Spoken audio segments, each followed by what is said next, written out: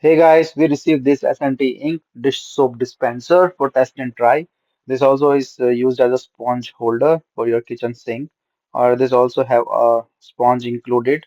So let me just open up this and show it to you.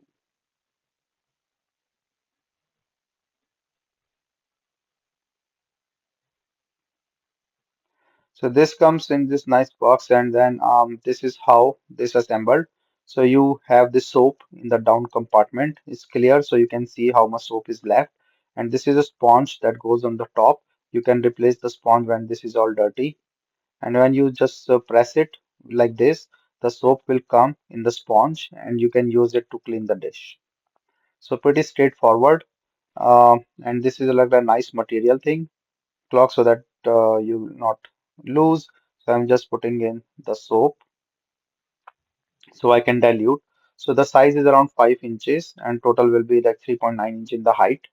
So I'm just diluting this a bit and then putting it back for the pump. Just press it 2-3 times because it's just the starting.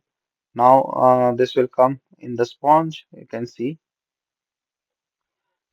and you can just clean your dishes and everything and put it back.